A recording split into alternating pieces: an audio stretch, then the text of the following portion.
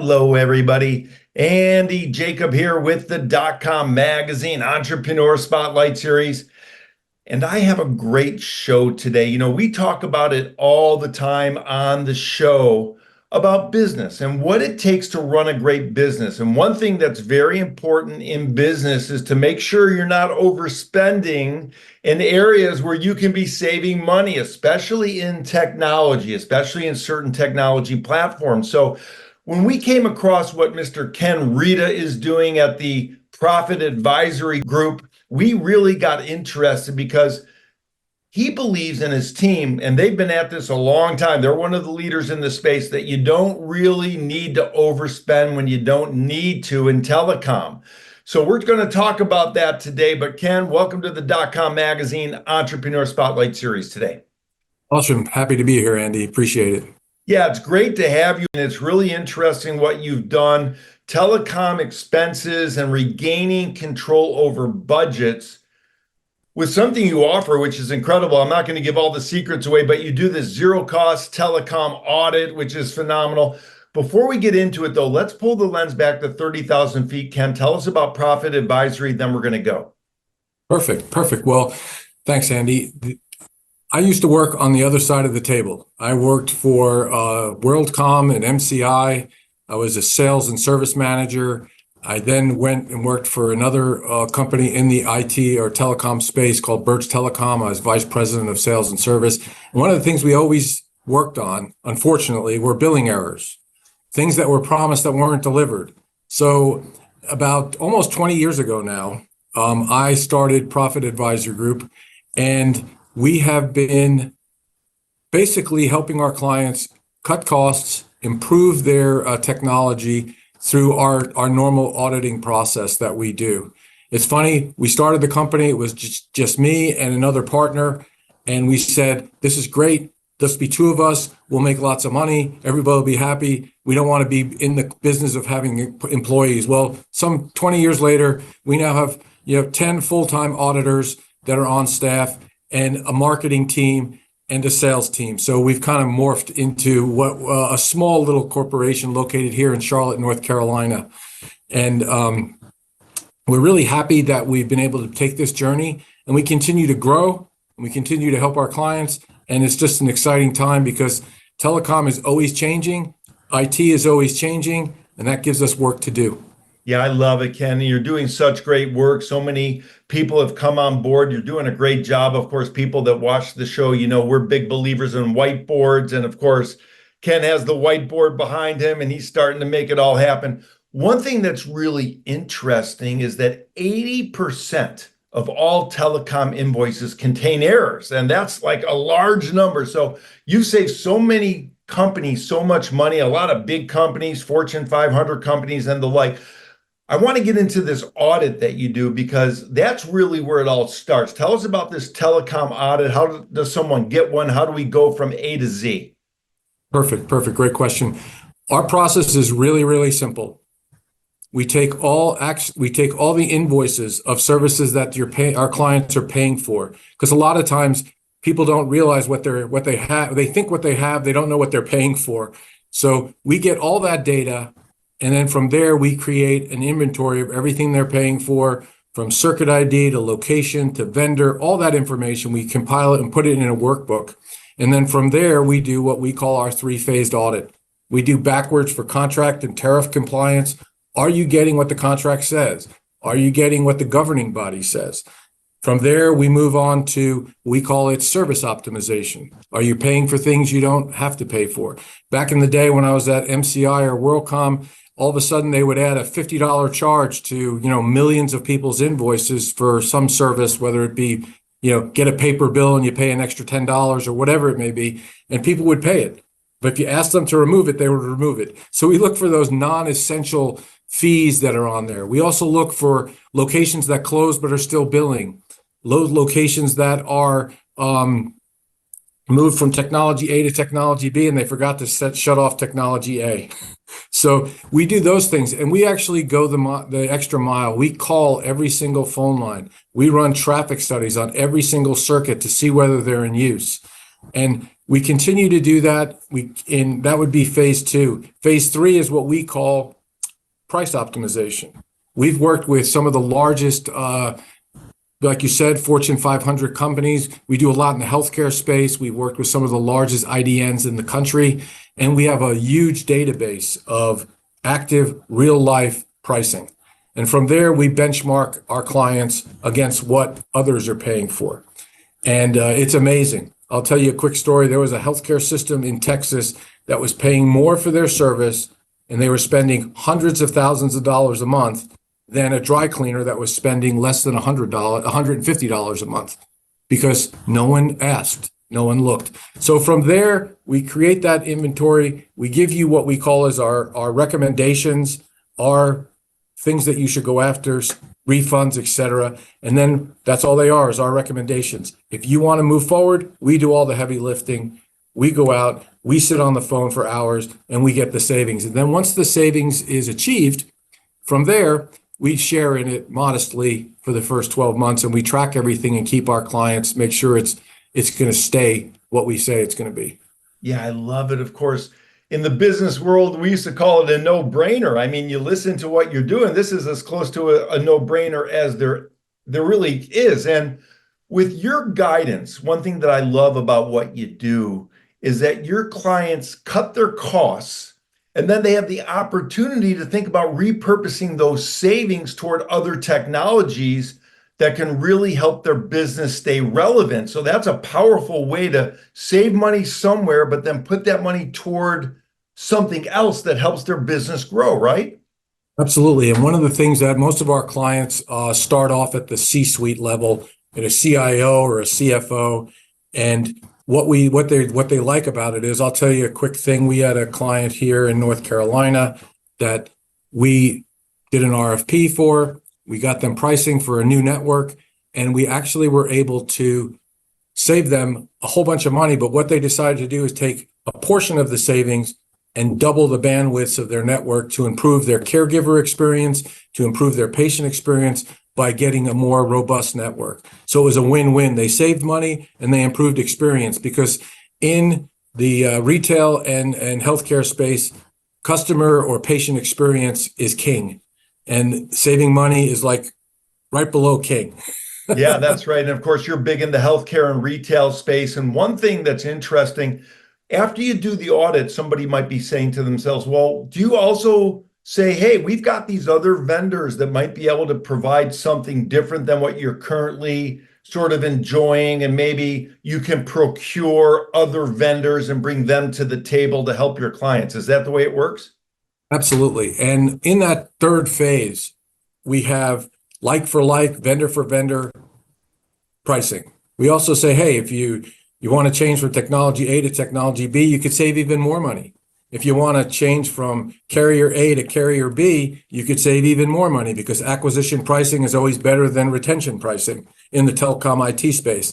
So we bring all those options to the table, because some of our clients are all about, let's switch vendors and save money. Others are, hey, we want to stay with who we have. We like our accounting. We just want to get it for a better deal. So we give them all those options for them. And we have relationships with literally hundreds of vendors supplying different services that would be beneficial to our clients.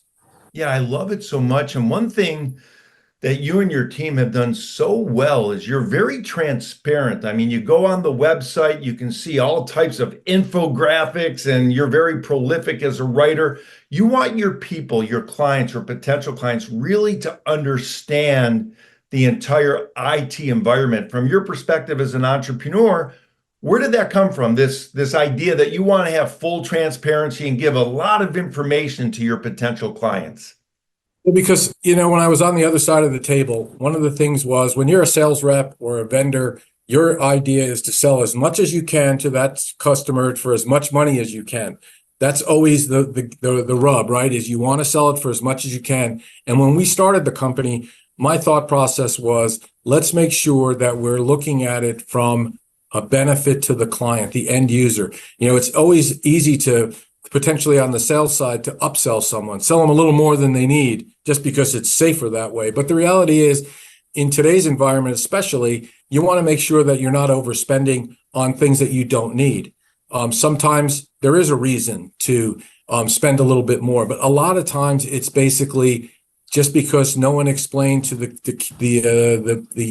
client exactly why it's necessary to be at A instead of B. And we really felt that it was important to always do what we thought was best. One of my favorite comments was that when we started Tor Stories is when we started the company, it used to be that you got paid on found savings. So if I found the savings, whether you implement it or not, pay me.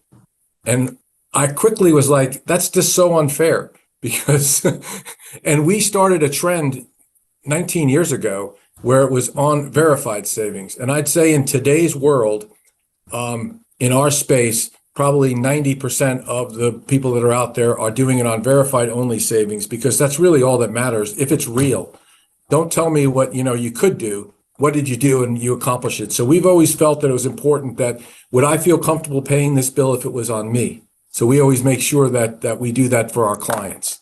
Yeah, I love it. You've done such a great job. You've helped almost 1,000 clients, maybe even more now. It's hard to keep count. When you get your free audit questionnaire, do those come mostly from referrals? I know that you get a lot of companies that say, hey, you need to talk to Ken over there. He and his team at Profit Advisory are doing a great job. When you get a referral, how do they come to you? By phone, by text? Do they sign up on the website? How do you get the potential clients coming in? Most of our clients are referred from another client talks to another guy or a girl and says, hey, you should give these guys a call. That's really, really important in our space. We have done, obviously, internet marketing, and we've hit a couple of home runs where we had $1 million clients that came through the website. And we also have relationships with strategic partners like group purchasing organizations and industry-specific forums and so forth, where we're introduced on a peer-to-peer level with different prospects. And we're really, really lucky, and I'm blessed that through the referral business, we keep growing. We're on track this year in 2024 to have our best year ever, and we're excited that what the future will hold. Yeah, I love it. I mean, you've worked with Burger King and Rolex and Nike and Dick's Sporting Goods. I mean, the list goes on and on. Let's talk about it just a little bit because your team, they look like a who's who of telecom. So, how long has it taken you to develop this team that you currently have working with your clients at the company? Great question. We started with just, like I said, 2 of us, and then we added an auditor to help us. And over the years, we've added now 9 more auditors. And we're really very blessed in that of our team, I would say I shouldn't say that because we just hired somebody last week, a new auditor. But most of our team has been with us anywhere from 7 to 14 years. And they stay with us because the work we do is fun. The work we do is different every single day. And we take care of our people. And the most important part of our team are the auditors and our team and our staff because, I may get to be the one to interact sometimes a lot with the clients, but they're doing all the heavy lifting behind me. And it's critically important that we have a really seasoned team, some of the best in the industry, in my opinion. Yeah, I love it. And you did mention healthcare. I know you're very big in healthcare. You mentioned how important telecom is to healthcare. Why is it such an important component of the healthcare system? Well, for a few reasons. Number one, obviously, communication is critical, especially in healthcare, reliable communication for health safety reasons. The more and more we get into telemedicine and other things that are going over the radiology and things going over the internet, you need to make sure that your network is strong, reliable, stable. And so we work with the healthcare environment because that's critically important. The other reason why we work with the healthcare environment is healthcare is notorious of having old technology, and they're now just trying to move it forward. And we're helping a lot of our clients move from things that might have been installed in 1950 or 60 to things that are now what I would call cutting edge technologies. So there's a lot of great opportunity to help them get to that next level. We have a healthcare client here that in Charlotte that we've worked with that we've now done two different technology migrations on their network, from an older to a newer, from a newer to an even newer. So it's really exciting, and we look for opportunities like that. But the reason is that communication is key to healthcare systems. If their system goes down and there's some type of catastrophe, there's a lot of trouble. So you got to have a lot of redundancy and backups and things like that. And we get to work with some of the best IDNs in the country, the biggest IDNs. Today, three of the top 10 IDNs are current clients of Profit Advisory Group. But we're pretty proud of that. Well, that's fantastic. And of course, I get my bills. Sometimes I look at my bills. I look at them every month like an eagle eye. Sometimes I don't look at them so close. But sometimes I look at a bill and I say, wow, I'm paying for something that I didn't even know I'm paying for, like an unused feature. Is this something that you provide in the audit as well? Absolutely. I'll tell you a quick funny story. Just happened this past fall. We had a client, a hospital system. They had almost $100,000 worth of data circuits going to a building. And I said, something just doesn't seem right. So we had the carrier go out and do what is known as a tag and locate. So they went out to tag the circuits, and never happened before, but the technician FaceTimed me on my phone. And I was like, what? So he turns his phone around and there's a big hole in the ground where the building used to be. He said, and he asked a police officer on the corner, and the police officer told him, oh yeah, that was torn down 6 years ago, actually. So they've been paying almost $90,000 a month for 5 years for something that was a hole in the ground. And it was only discovered because we actually had the carrier go out and tag the circuit to make sure. And I mean, unfortunately, that's a big extreme example, but we have smaller examples every single day. Wow. Are there percentages that people need to start thinking about? In other words, I know you can't guarantee it, and I'm not going to put you on record about it, but if I'm a big company and I've got all these charges coming in, is there sort of a percentage that I need to start thinking about how much I'm overpaying for my services? Absolutely. Like I would say we kind of track things in 5 to 7 year averages, right? So I would say in the last 5 to 7 years, our average is on the low side in the mid-teens savings. On the higher side, we've had some that were actually, I hate to say it, but over 40% savings.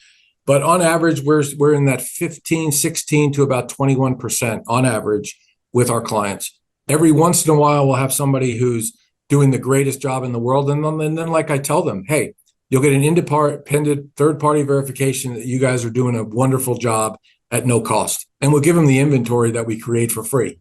So,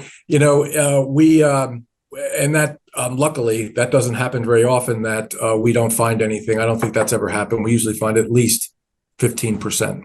Wow, that's amazing. For a larger company, who reaches out? Is it the CTO, the Chief Technology Officer? Is it a C-level exec? Is it an expert in sort of telecom? Who's reaching out, and who are you interfacing with at the bigger companies?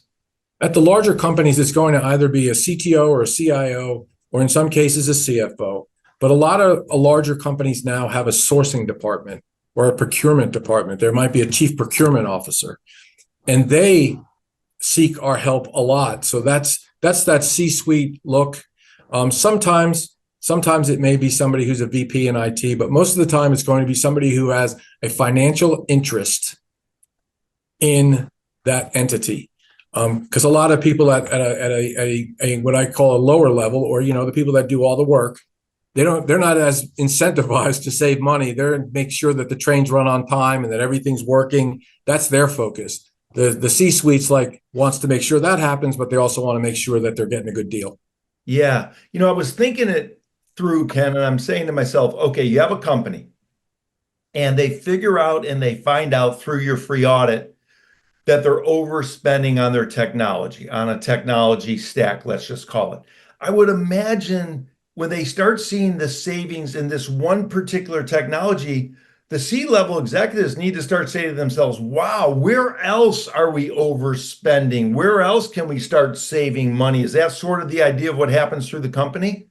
Absolutely. Actually, it's funny because I was talking to a controller at a hospital out in California last night, and he goes, I got to tell you, when I started looking at the stuff you were finding, I started to go to other departments. And he goes, you know what? It's pervasive.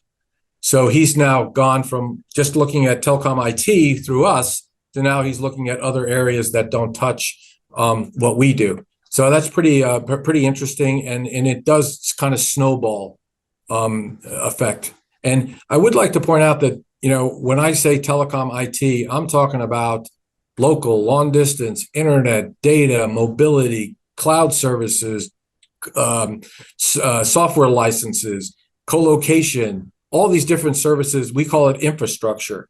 We're not looking necessarily at, the routers and the physical equipment. We're looking more at the infrastructure, and that's really our sweet spot. Yeah, I love that. The infrastructure, I mean, everywhere there's savings, even in cloud computing and everywhere else. I mean, it could be billions, perhaps trillions of dollars already with what's happening out there. People could save a lot of money, take that savings and redeploy it into other aspects of their business to help them improve their bottom line and increase their profitability and their gross revenues, which is what it's all about.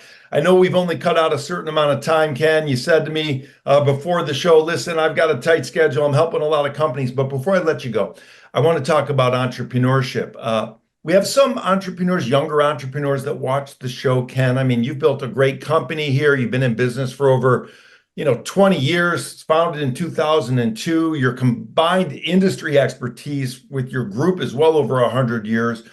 1,000 businesses served, a lot of money in client savings. For the younger entrepreneur watching the show, and they're having a tough time in business, maybe they need a little kick in the, maybe they're freezing in the frame. Do you have some sort of ideas about entrepreneurship, about how to keep on pushing when times get tough for the younger entrepreneurs watching the show? Absolutely. And I'll tell you that I wish I was a young entrepreneur when I started the company. Instead, I was a middle-aged entrepreneur. I am a big believer in being an entrepreneur, working hard, building it yourself. Find something that you have a like for and that you have somewhat of an expertise in, or develop that expertise. But the hard part is when you first start the company, and it may be a struggle.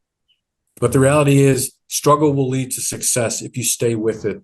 Get the right people around you. Realize that, people think, well, I start my own company, I'm going to make all this money. In the very beginning, you're going to make money, but you're also going to be, responsible, and make sure that you're investing in your company instead of just investing in yourself. One of the things that I've done since the get-go of starting the company is we have been lucky and never to have to borrow any money. Because rather than make myself rich, if you will, if I could have, I just kept the money into the company and kept growing the company. It's real important to stay the course. We've been through now here several recessions. We've been through COVID. We've been through all these different hurdles. But if you just put your head down and work hard and deliver an honest, good product, you can be successful. And I would recommend to anyone, find something you love and be a entrepreneur. Because working for the man every day isn't quite as much fun as working for yourself and bringing a team behind you who with you along the way. It's real exciting. Yeah, Ken, I think you nailed it. Delivering that honest product or service is the key. Having you on the show, I mean, a leader in telecom infrastructure, fantastic. Stop overspending when you really don't need to. Ken and his team are at the ready. This has been a great interview, bringing us inside what you do at Profit Advisory Group, Ken. So I want to thank you for coming on the DotCom Magazine Entrepreneur Spotlight Series today. Awesome. And Andy, thank you for having us. We are excited, and we're ready for anybody who needs any advice. Just stop by the website and come see us. We appreciate it.